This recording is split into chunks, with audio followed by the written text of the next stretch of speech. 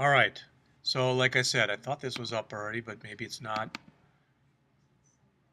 Okay, so this is again is where we left off last time. I'm on page 44, and I just mentioned that to you that this is the next item we want. Now, notice it says there, remember how you added an action to the view controller to recognize it when you tap the button? You're going to do the same thing for the slider. So the first thing that we want to do, as shown there, is we want to go to our view controller.h file, and we want to come in here and add a declaration between the show alert and the end, and it doesn't matter where you put it. I will tell you, though, that from the code that I've seen, most people tend to put their variables before their method declarations like this.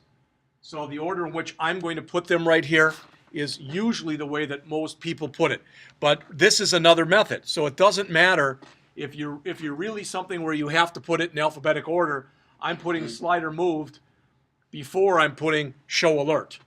All right, so it doesn't really matter that much, but we're going to end up putting other stuff in here hopefully today already. So again, I'm just adding the stuff as it's shown right there. Whoops. Bless you.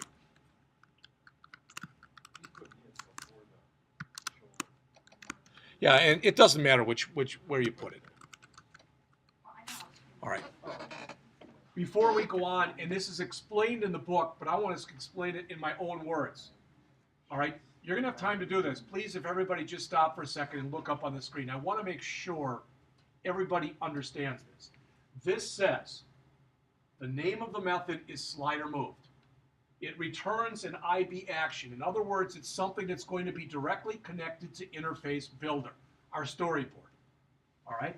And what it has passed into it is a variable named slider, all right, which is a pointer to the UI slider. So in other words, what we're passing in is a pointer to this. Does that make sense to everyone? All right.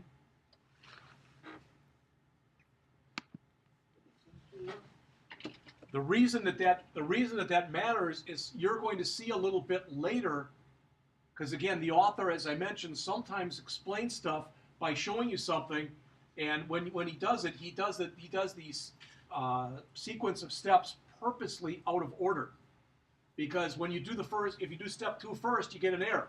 But he mentions, I want to explain this to you and why you get an error. So that's kind of what I'm trying to do too, is just as we go through this. All right. Then it says go back to the storyboard. Controlled, yeah, you can. Control drag from the slider to the bullseye view controller, as we've been doing.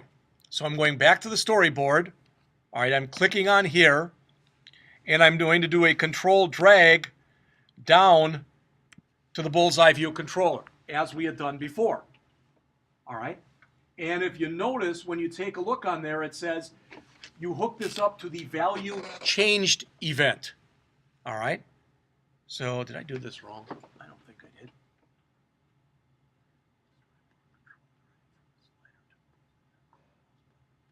And select the slider moved from the pop-up. There we go, slider moved. Sorry, slider moved. All right. And it says, if you look in the connection inspector right now, remember what the connection inspector is. It's the one that's way the heck over here, right there. All right. And I have to click, I guess, on this first, and then choose the connection inspector. And now it says, in my value changed, down here, I have now wired that up to the controller. So in other words, all right, in other words, this is going to react every time I move the slider. Right now, it's not. Not only that, just so you know, as the author mentions, even after you get this to work, there's a bug in it. And again, I like what this guy does because he's so common sense in the way he writes things. All right? So it says, at this point, you've only told the slider that there is an action, but you haven't actually identified yet what that action will do. So we're going to do that next as you turn up to page 45. I got a quick question. For that value change to the bullseye view, the things that you did with the slider, is there any way you can do that manually, like in code, or no? To my knowledge, no. Question was, can you do this manually just using code? And to my knowledge, no. Sometimes, some of it you can, but this is the way, and I've watched videos, I've gone out to the web, and I've looked at a lot of stuff, and I've watched YouTube videos, and they all explain it like that. So if there is a way to do it just in code, I haven't seen it out there.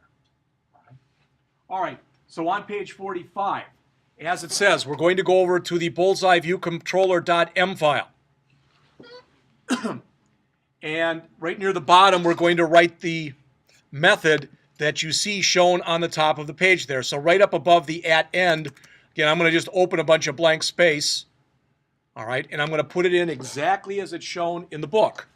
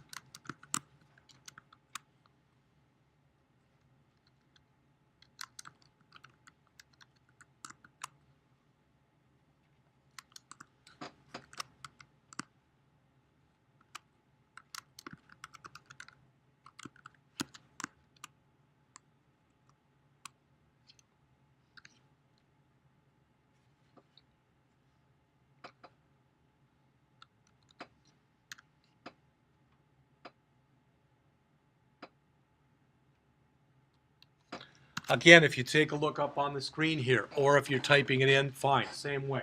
Hopefully you realize now why we need to pass in the slider.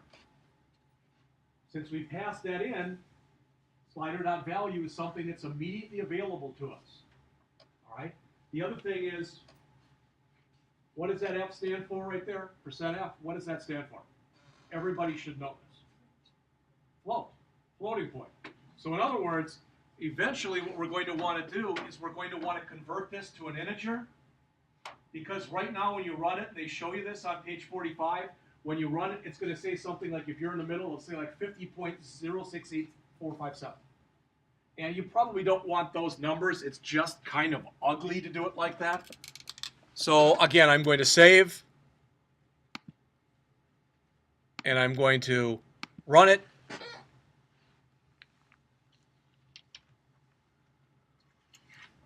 Remember, what NSLog does is it puts stuff down. It puts stuff down in our debug area, which is way down here. All right, it's way down on the bottom of the screen.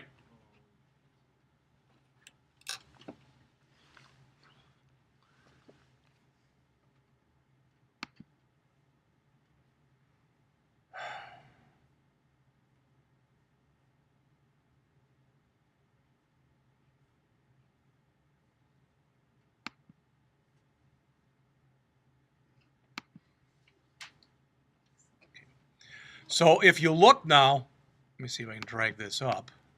No. But hopefully you can see this. I just dragged the slider, and you can see in here that it's showing me where the slider is. All right? We don't care because we're about, first of all, we don't want to see it down there anyway. We want it to show up here. We want it to show up here. Okay? And the author is just showing you that because he's showing you what NSLog does. And he mentions it's a great tool to help you see what's going on. Then on page 45, he says this is what a string. The key thing to realize in that thing on the bottom, please look on your screen, on your handouts. Page 45, see where the author says under strings? He says these are the strings we've seen so far. Strings must be in what? Double quotes. All right?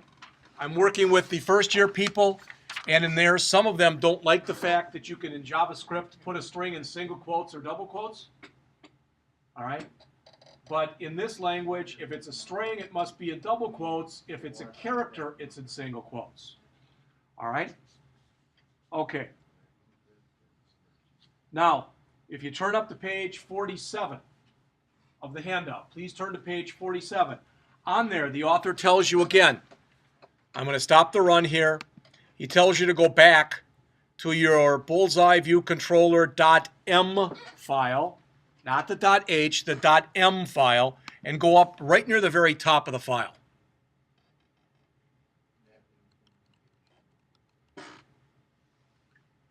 All right, so right underneath where you've got implementation, BullsEye view controller, right there. Okay? And then we're going to literally come in here and add curlies.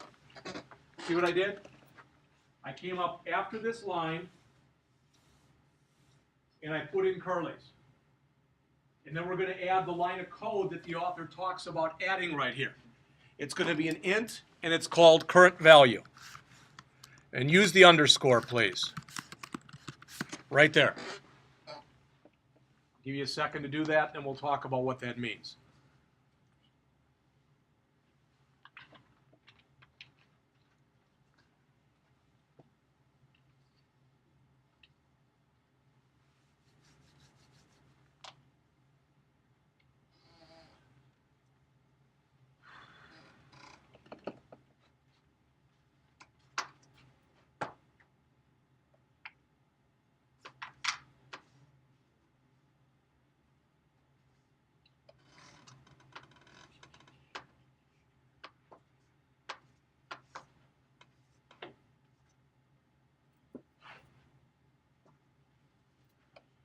All right, if you look up on the screen here, you all know this.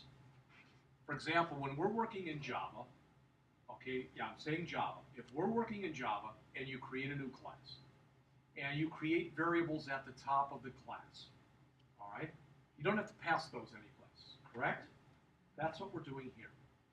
We're creating a variable up there so it's going to be available in every method that's in the class. And the variables that are in here, like this, they will last as long as the class itself lasts. All right? Every time we run the program, all right, so every single instance of this program, when we run it, that slider will always have a current value. Does that make sense? All right. It's going to change throughout the life of the program, but it'll have only one. And you know, if you're only allowed, the way that this is set up right now, to only play one game at a time. This is an instance variable. All right, there will just be one of them. We're going to create a few other variables in here also. All right. And normally when you create instance variables in here like this, you start them with an underscore. It's not mandatory that you do that, but it's standard that you do that. So if you create an instance variable in this language, the standard says you put an underscore there. Doesn't make the program run any better or worse. It's just a subliminal message. I think the author even mentioned sometimes people put like M in there for module level variables or whatever. Just put an underscore, you're best off. That's almost all I ever see when I go look online and look at code. All right. So the author mentions a couple paragraphs underneath this. You have now added a variable named underscore current value to the view controller. Variables are added inside of the curly brackets. That's why I put them in. And it's customary to indent these. All right, then he talks a little bit about the naming convention. All right. And page 48 is all about what a variable is. You know what a variable is already. You know, and he says that different variables are like whole different types of data. And an int holds a whole number, etc. Well, you know all that stuff. So I'm not going to go over it. I'm going to go and jump right into page 49. On page 49, the author says, instead of this line of code that we have in our .m file, the one that we just, not the variable, but right here, if you look up on the screen, instead of this line right there, we don't really want that because does somebody really want to play the game, slide the slider around and see in a window at the bottom of the screen where their slider currently is? That's kind of stupid. All right. So we're going to change that line that we just put in right here that's got the slider moved. We're going to change it. I'll just comment out the NS log. We could always put it back in later if we wanted to, but for now I'm just going to comment it out. And I'm going to add the code that they show there, which is underscore current value equals L round F slider dot value. All right, I'll let you put that in, and then we'll go back and we'll talk about what this line of code means.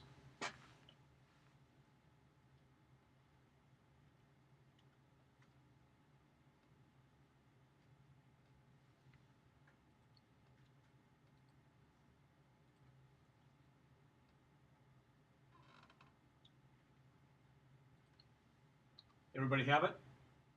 Okay. In English, what this line of code is saying is, okay, what I want you to do is as I'm sliding this thing around, I want the current value to hold that number, but I want you to round it to the nearest whole number. All right? So instead of saying 51.87653, we just want it to say 52. All right? There'd be nothing wrong at all with actually having those kinds of values in there. It just would make the game a little bit harder for people to look at and probably understand how to use. That's all. All right. Again, one of the ideas is we want to make this as simplistic as possible. Yes. Getting an error. It says implicit conversion loses integer precision. Anybody else getting an error? Then it's you. No. I can take a look at it.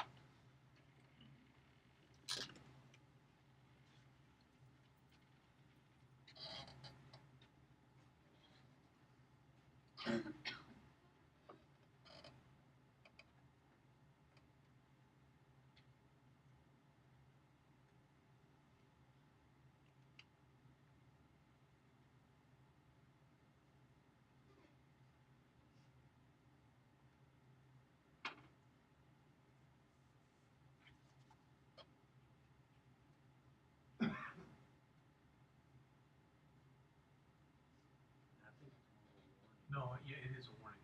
And actually, my guess is I could be wrong here. But I think if you remove it, it would go away. See, we're doing a long round, and we're doing a long round, but we're throwing it in an end. That's why we're getting it. So you can either live with it or just do what I just did.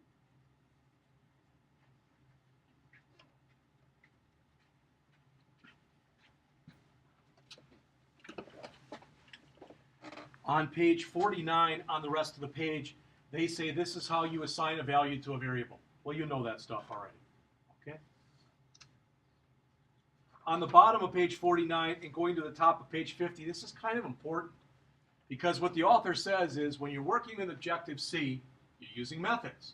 However, it is still legal for you to call C functions like that. You're calling a C function to do that. And remember, since Objective-C is a superset of C, everything you do in C, you can still do in Objective-C if you want to. All right?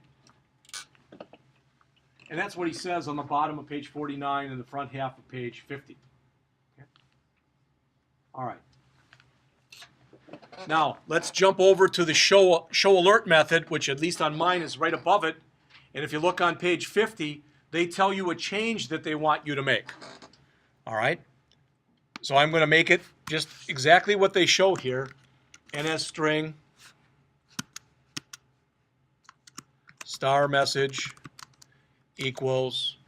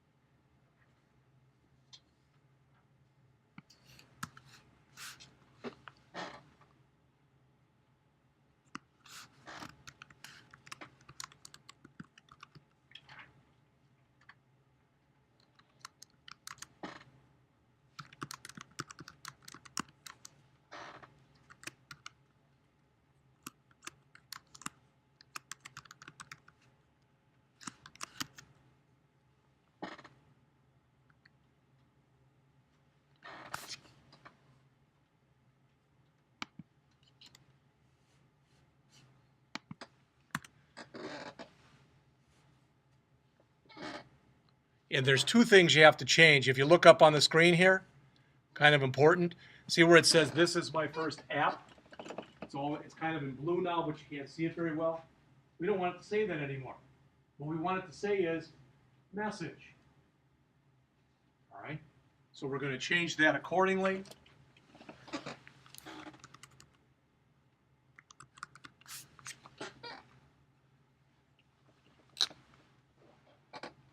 And ideally, if I did this correctly, I'm going to save and I'll come right back to it. But I want to save and run this.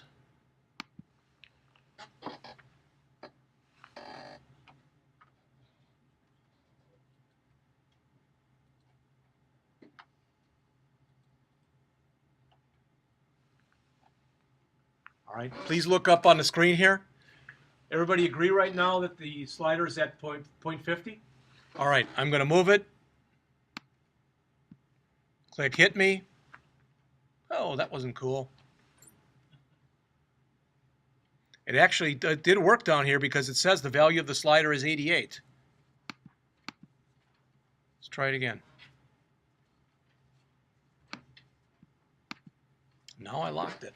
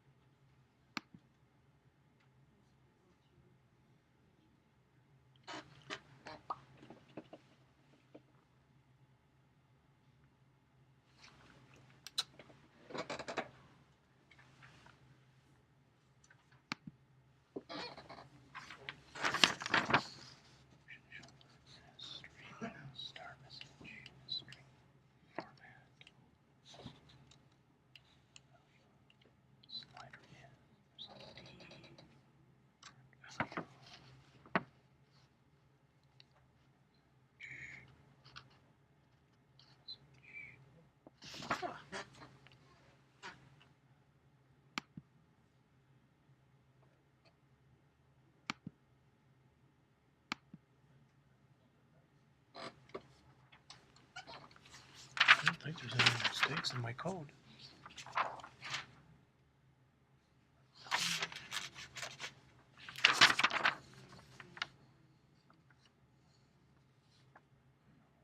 F slider dot value. That's correct.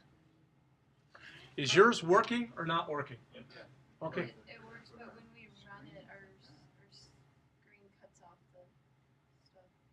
I mean, like, it's at landscape. Right, but the funny thing is, when I'm running it, it's blowing my program up, and I'm trying to figure out, because I'm not getting any errors on here. So what did I change? NS string, star message, NS string, string with format, the value slider, I checked, there's my @ sign, there are my parens, it's %d, there's my variable, and I changed that message here and message there. All right? As far as I can tell, everything I did correctly.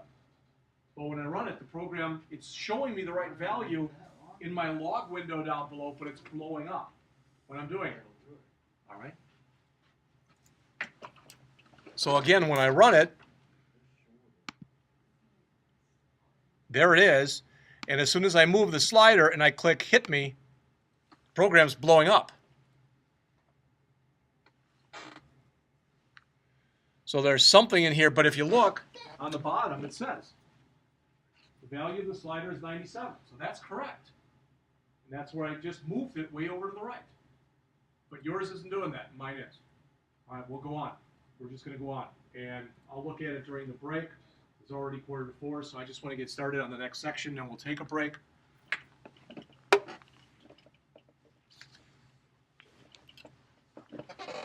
All right, page 51, it says, cool. You've used a variable to remember a particular piece of data, the rounded off position of the slider, so it can be used elsewhere in the app. All right, in this case, in the alert view's message text. If you tap the button again without moving the slider, the alert will show the same value. The variable keeps its value until you put a new one into it. Which made me think I'm going to try this. See, Mike, if I have the same problem that you did. So I'm going to stop the run, made a change and save this. Now I'm going to run it again.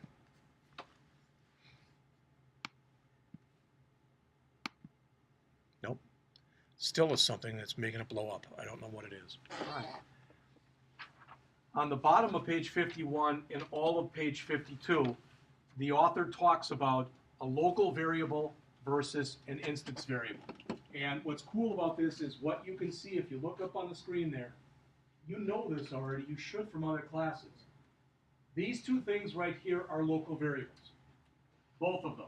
Both message and alert view are local variables. Somebody, tell me why. Why are those two local variables? Because they're Well, you're there, but you're not. because they're defined in the function. Because they're defined inside of a method. So they come to life inside of the method, they do their job, but as soon as the method is over, they go away. Does that make sense? On the other hand, when we did that current value up at the top of the page, all right, that was an instance variable. So as long as the view controller is up and running, that variable is good to go. Does that make sense?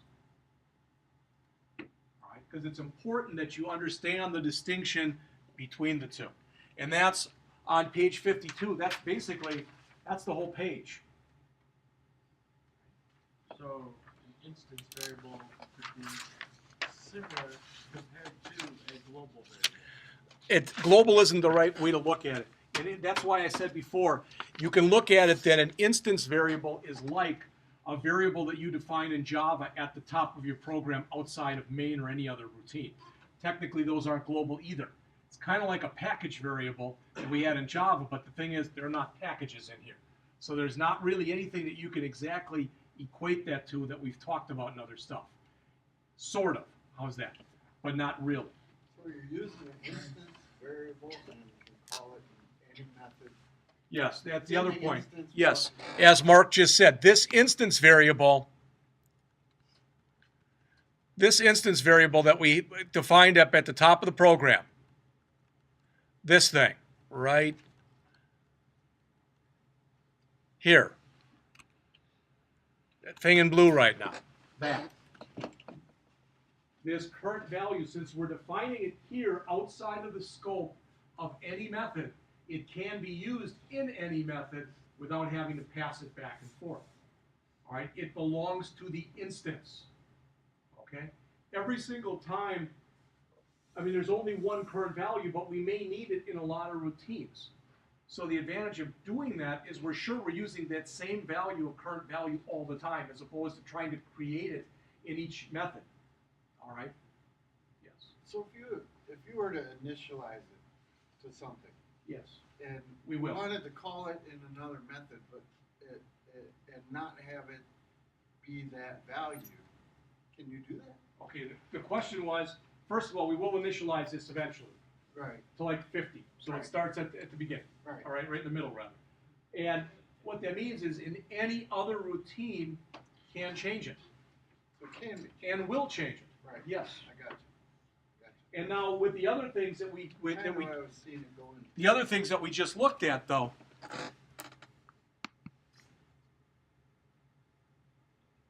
this message and the alert, etc. These are local. They only belong here.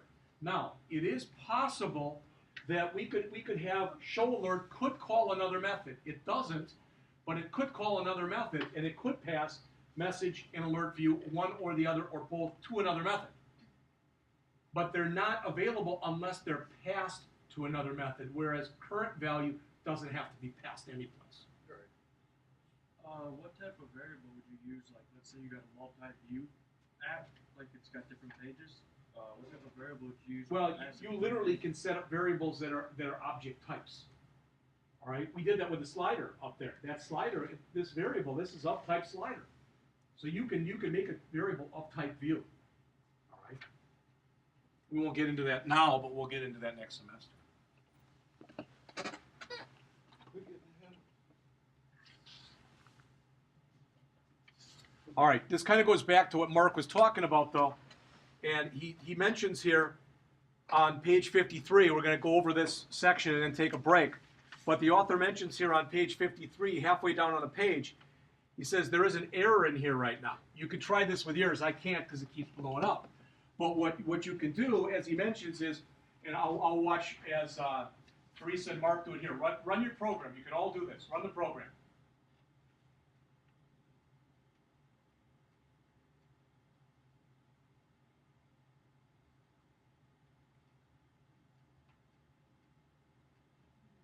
All right, move it. Move the slider someplace. And then click hit me. All right, and hopefully it says what you've just done. Okay, so press OK. All right. It says press the stop button in Xcode to terminate the app.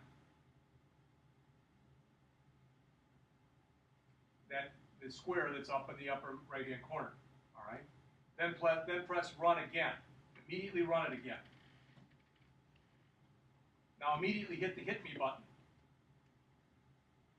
What does it say? The value is 0. The value is 0 because it hasn't been initialized. Right. What I just told you, that's a lie. No, it's a lie. These kind of variables that you see up here, when you create an instance variable in this language, you want to take a wild guess at what value they're automatically initialized to? 0. Unless you do otherwise, this is as if we said int underscore current value equals 0. You just proved that. So it's not that we didn't initialize it. It is initialized. It is initialized. As a variable. But it's initialized to the value that the system wants it to be. And just like it is in many languages, what they do is they say, well, if we don't know what the value is, or it's a numeric, we'll just give it a value of 0. All right? So we're going to start to combat that right now, but one of the first things we want to do is the first routine, and this is the first time we're putting code in here. We want to go into the viewDidLoad routine and open up a line like I did. So I'm inside of viewDidLoad, and we're going to put a blank line in here. All right? And in that line, the author says, set current value equal to 50.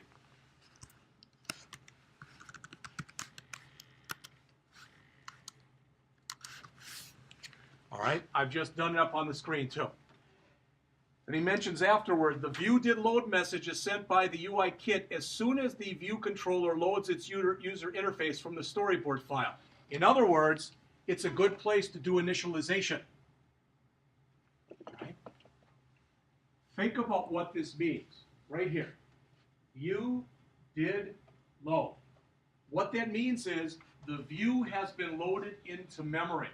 That doesn't mean it's even showing on the screen yet, but it means it has been loaded into the memory of the computer. So what we're saying is we want to make sure that that's going to have a value of 50. Save your program and then go through the same steps you just did. So save the program, run it, move the slider, hit the hit me button, all right, hit OK, stop the run, and run it again. And when you run it again, hit the hit me button right away. And it should now say that it's got a value of 50 because we've initialized it. Now, it's not mandatory that we initialize it to 50. I mean, it seems like a natural place to do it, all right? But you don't have to do that if you don't want to. If you really, my favorite number is 87. Then initialize it to 87. It doesn't matter. Why didn't we initialize it? The code is doing what we told it to do. Well, because that's only going to be initialized once up here. That's when it's first created. This says every time you load that view back into memory, set that to 50. We could have set it up here and then reset it down here. That wouldn't have hurt. All right. But you have no guarantee that it's going to hold its value when you come down to here. Correct.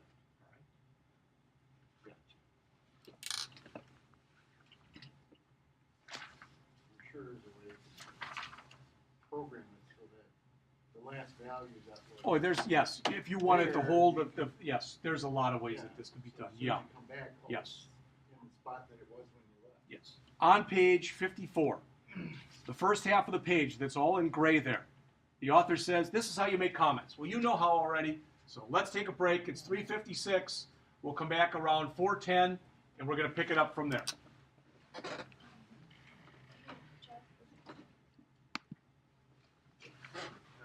Yes, I'll be right there. I want to stop the run first.